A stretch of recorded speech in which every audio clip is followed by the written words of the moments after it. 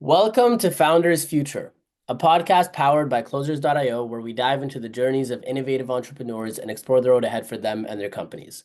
I'm your host, Ammar, and in each episode, we uncover the stories behind impactful ventures, the challenges faced along the way, and the strategies driving their future growth. Today, we are absolutely thrilled to be joined by Julie Coyne, a seasoned executive and entrepreneur with a remarkable career spanning leadership roles at major financial institutions like Merrill Lynch, Deutsche Bank, and E-Trade. Julie is the founder of Fractional COO NYC, where she leverages her extensive experience to help time-starved C-suite executives accelerate strategic planning and transformation. Additionally, she's also the visionary behind Mid-90s, a sleepwear brand designed to offer comfort and confidence to women through thoughtfully designed, supportive garments. Julie, welcome to Founders Future. Thank you. I'm delighted to be here. I'm excited to have you. This is going to be an interesting conversation because we're going to talk a little bit about the fractional side of things and then also a very different industry in mid-90s. Start us from the beginning to before you started Fractional COO NYC. What was the motivation behind starting that company? And then from there, we can go into the motivation behind starting mid-90s. Sure. So I actually never intended to start it. So when I left E-Trade about a decade ago, I wanted to try something different after having had a long career in Wall Street. And I wanted to work in startups. I just thought it would be more fun, more interesting, something new and challenging. And I started to work in the blockchain space. And it Mm, was really new and I didn't know it very well. And so a couple of the startups had offered to hire me as a COO. And I just said, why don't I consult for a month or two to help you with the strategy and the expansion plans?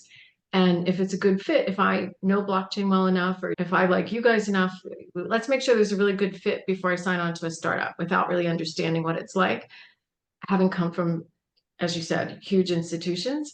And so I realized that there's a really big need in the startup space for consultants with my kind of experience, but they can't afford me and they had no money. And so I did a lot of consulting for some blockchain and crypto companies, help okay. them with their strategy, help them think through where to invest or how to do fundraising and how to talk to Wall Street and potential investors. And then I eventually took a job at a big shop called Galaxy Digital as COO for a year. After that, I ended up at a fintech and scaled that for 3 years and to a multi-billion dollar valuation. And then after that, I just wanted a break. It's a lot of hours when you work in a startup that's in hyper growth mode. But people were calling me because they wanted help and it was all referrals. And so I just took the same approach that I did when I was trying to get into blockchain and crypto and said, why don't we just, I'll help you on a temporary 30-day, 60-day, 90-day basis. And if there's a fit, great, then we can talk about something long term. But I actually really enjoyed not working 100 hours a week. And when you're a consultant, I realized over the first few engagements that the company's got a lot more benefit if I could coach the executive team on how to Mm, run their company rather than interesting. me going in and trying to do it full time. Because Yeah. again, I wasn't ready to go back to making no money. Mhm. And what I could teach them in 2 to 3 months was enough to really get them that leverage that they needed to work without a COO for Yeah. 6 months because most of them can't. And for a lot of the stage companies that would come to me for help, like they really shouldn't actually hire a COO full time at the stage that they were at. They weren't making enough revenue. And I would recommend hiring a good chief technology officer, a good general counsel, and spending their money differently. And so it just evolved from there. I love that. I love that. So walk us through, that was 3 years ago when you started Fractional COO, or roughly Right. 3 years ago, if I'm not mistaken. Walk us through what was that journey like and why start another company? What was the motivation behind that? And kind of tell us about that company a little bit as well.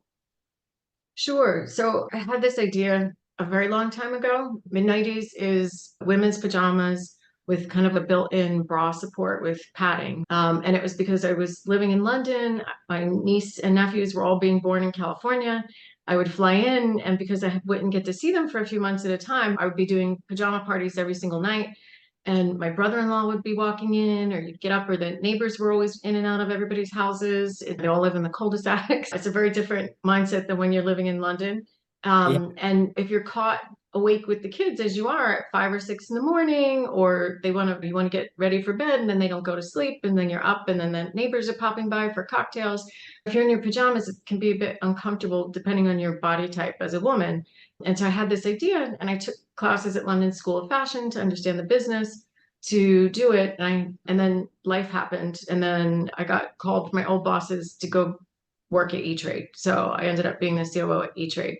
And so I kept thinking about it, and I had a couple of false starts after that where I'd hire people to help me while I had a full-time job, and it just never got off the ground. But now doing the fractional COO business, I actually had the time to do most of it myself finally and find a great factory that could do it. And so to me, it was just a product I've always wanted. I have three sisters and tons of aunts and uncles and cousins, and they all really wanted the product too. And that was it. There was a need. I think there's a need in the market for it. And so do a Yeah, lot of the other women I know. And I just thought it would be fun. It would be really fun to do it. for sure. Especially if you have the time, you have the energy, you can allocate, and it seems like you're passionate about it. It was a problem that you had, and now you're solving it for others as well. We have a lot of consultants that listen to this. And I bet you some of them are thinking like, hey, why not just grow the fractional COO business? That's going well. You're successful. You can help people and gain tremendous value or give tremendous value, I should say.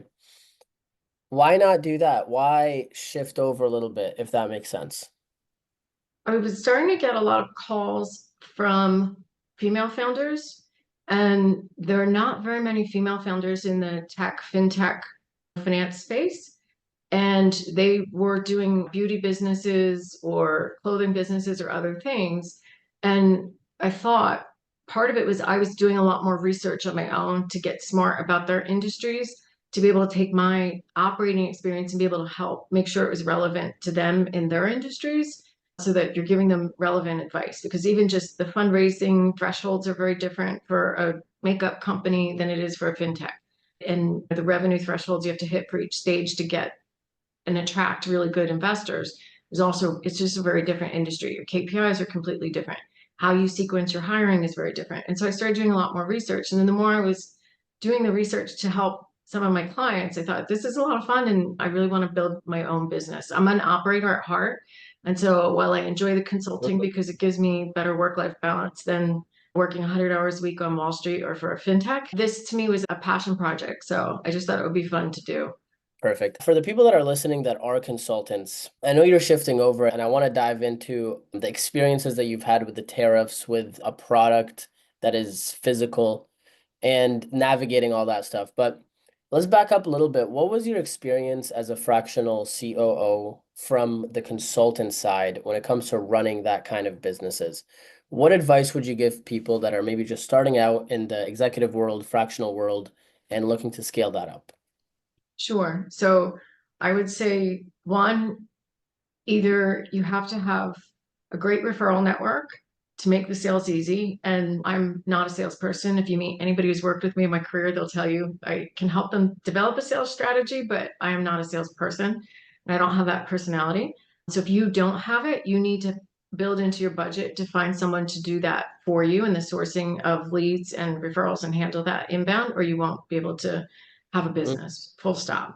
And I think a lot of operators or chief financial officer type personalities or CTOs that are doing fractional work, they're exceptionally skilled at their craft, but they're not salespeople. And so Yeah. if you can't solve that, and I get calls all the time from people who can't sell themselves or get the business because they don't have a good referral network. So I'd say that's key. And then if you want to scale it, it's really try to figure out how much of the content is reusable, right? So if you're a CFO, if you set up budget templates for a lot of startups, or it depends on what size company that you're looking for, a lot of that you can make scalable and repeatable. And so you just need to think the same way a big top 5 consulting company thinks. They have templates for everything. And then you go in and your expertise helps customize everything for the company, but you can't do everything from scratch every Yeah. time. So if you don't take time to build all of that before you do the consulting, your first couple, you're not really going to make money because you might make cash, but in terms of time invested, there's not going to be an ROI there for you. And then I would say just leverage, right? If you can't afford to hire junior people, or there are Yeah. now, when I started doing this, there were no fractional networks or anything. Now they're everywhere. Everybody's a Yeah. fractional. And so what I would say is go to those networks so that if you do get overwhelmed with business, you have a couple people that can help give you immediate leverage on particular projects because you might not want to use them on an entire assignment or engagement, but you might need them to help you for 10 hours this week or next week or step in and cover a client if you're on holiday or something like that. And so that just is only really existing in probably in the last 12 months. And so if you don't have a good network or other colleagues to step in and help, when you do sell more than you have hours in the day, that will definitely keep you from scaling. Yeah, 100%. You summed that up super beautifully. That's something we talk about a lot is productizing it in a sense where it's not custom solutions for every single person because that's not scalable at all. You have to productize your service in some sort of fashion. And then obviously the offer packaging, the messaging, how are you speaking to people? Because you'll find, at least I found a lot of professionals who are very skilled at their craft, they don't necessarily know how to speak to a cold audience who knows nothing about them. So if I don't like, know, and trust you already, then you need to effectively speak to my pain points so that I resonate with your message. And then I want to book a call. And then that's a skill in and of itself is navigating that call. So you're in an amazing position where 100% of your customers come from referrals. So it's, I guess, for you, do you have any advice on how people can expand their referral network and build that up? I would say it depends on what your industry or sector specialty is, but a lot, if you're in tech, if you go to Tech Week here in New York, or there's so many different financial conferences that you can, Money 2020 or whatever. So pick the right Mm, conferences for your industry and go and network and meet the founders. And it really just depends on also what stage company. So I know other fractionals who only consult to Fortune 500 companies, but they hire different types of fractionals. They wouldn't hire a fractional COO, but they would hire a fractional CFO to come in and help with a special financial analysis on a project, or they would hire, fractional CTOs if you're Series B or Series C, if they know that the person that they have is just a developer, but they haven't been able to spend 300 or 500, $800,000 on a proper CTO. So they yeah. might have you come in and just advise the team until they do the fundraising and can actually pay you. And so I think it just depends on your specialty. I was publishing on LinkedIn. I personally didn't see, I think the only thing it would do is reactivated my old network. So if there were colleagues that I hadn't really stayed in touch with regularly, they would start commenting or giving me a call or let's go meet for a coffee. And so it reactivated that network. And then that led to more referrals without me actually selling to my end potential clients. Yeah. I love that. So let's shift over a little bit to mid-90s. So what's it like to start a company like that? What's it like to have a physical product in today's landscape where you have to deal with tariffs and all that stuff? Walk us through some of that and maybe a couple stories if you have any. Yeah, yeah. I would say it's every warning that they give you about starting business is you should heed. So everything always takes 10 times longer than you think. If you are used to being someone who just does the work yourself or gets things done, you can't do that in a physical product world unless you're just an Etsy type person. But if you're engaging in manufacturers overseas, you have to really build all that into your timelines. And the really tough part is quality control. So, when you work at a big financial institution and you need to get something done globally, you get on a plane and you go sit in Hong Kong or Tokyo or wherever, and you work with the team there and make sure things are going Yeah. properly and you communicate properly in person. When you're trying to get physical samples from products across the globe, communication, even when it's perfectly documented, is things are numeric and you use translation engines and you get a translator and things still get lost in translation. Yeah. And I did work with 7 factories before I found the factory that I have now, because nobody could produce the samples of the quality I wanted. And so what I would say is just reverse engineer the process, find somebody whose product you love that's at least engineered the same way yours is, and figure out who their manufacturer is and start with them. And most manufacturers don't want to deal with somebody small. And Mm, so if fortunately for me, because there was a COO on Wall Street, the factory was happy to work with me because they took me seriously. And yeah. even if I didn't want to launch with 20,000 pajama sets, they knew at least I'd be serious and I would be good for the cash and I would pay them on time and they were very easy to work with.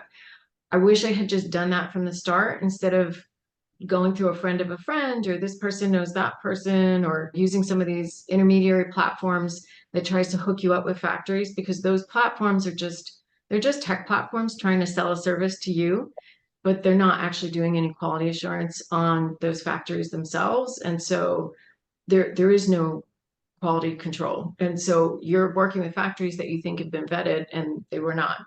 Yeah. And so I would just say everything's going to cost a lot more money than you think initially, and it's probably going to take twice as long as you think. Yeah. That's part of the game. For the company, mid-90s, and I guess maybe on the side, the fractional COO, what's your vision? If you were to paint us a picture of the next 12 months, what it looks like for Julie, what does that look like? I would love to scale mid-90s because I have a lot of other products that I have the designs and the samples ready to go, but I need to sell out of my initial inventory.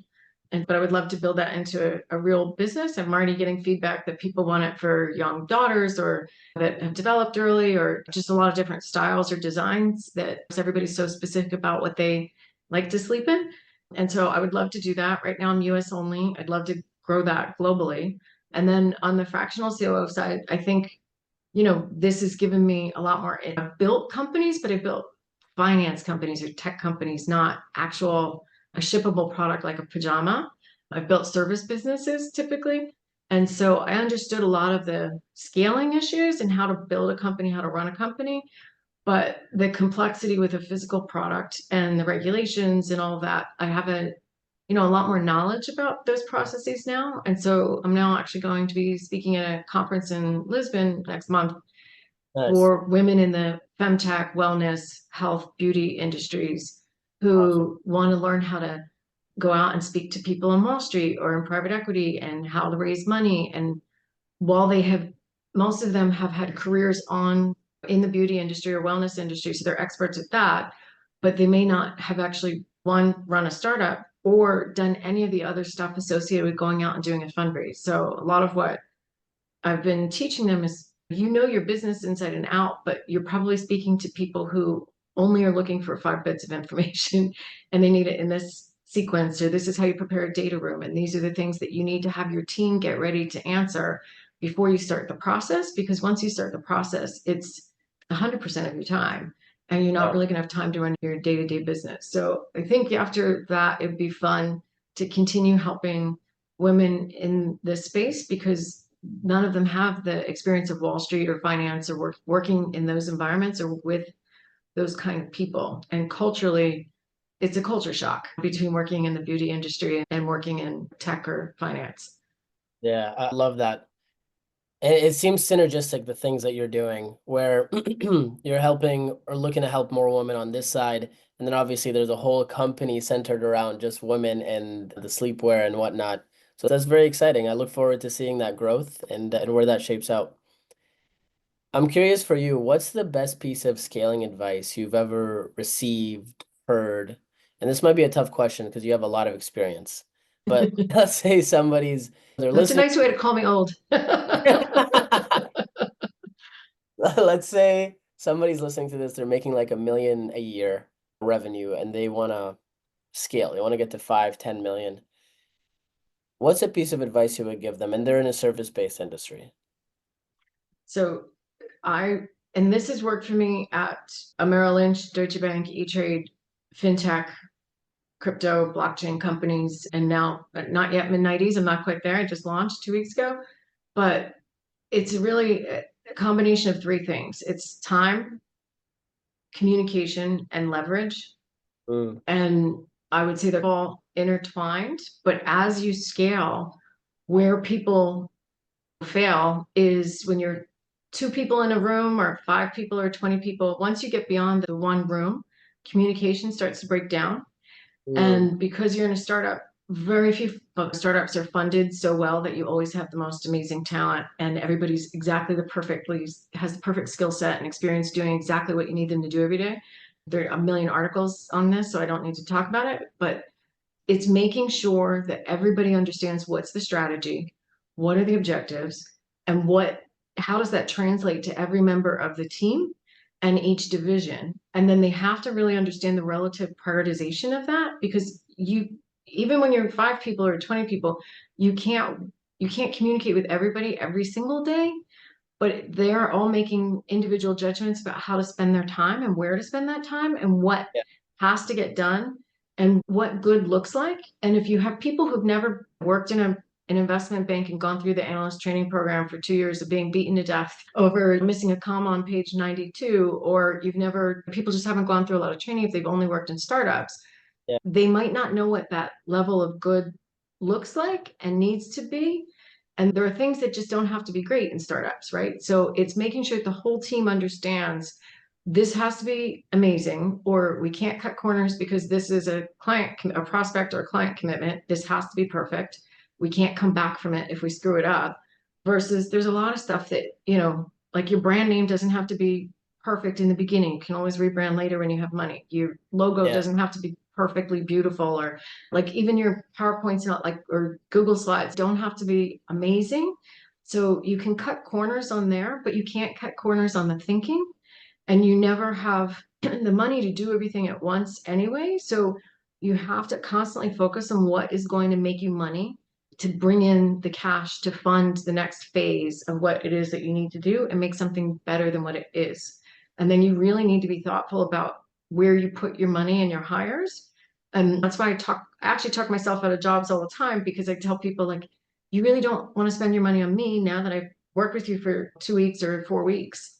I don't think that you need me at this point to do this. You need to go hire these 3 skill sets, because I'm not going to be your chief technology officer, your general counsel, or whatever.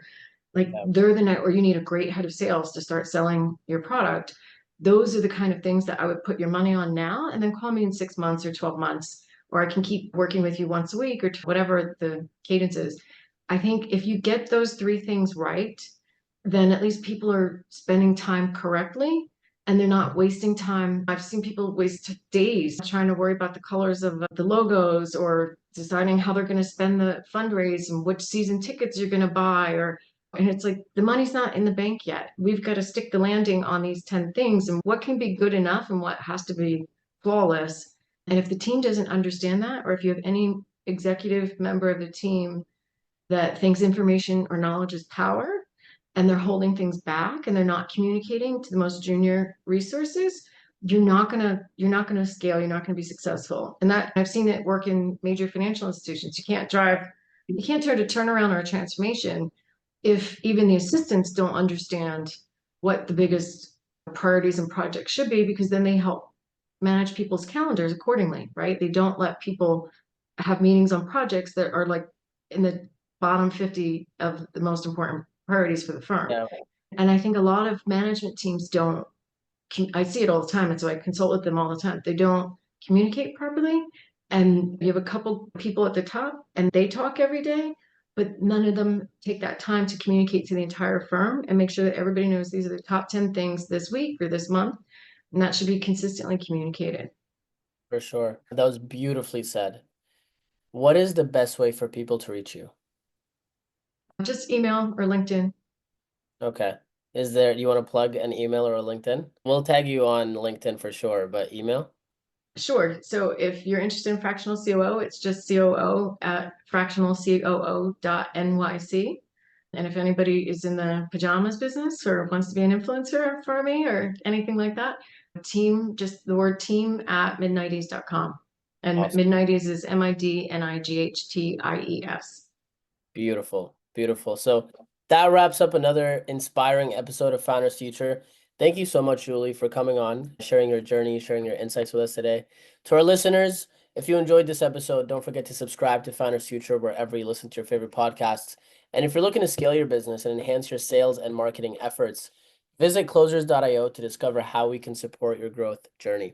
Until then, keep on climbing.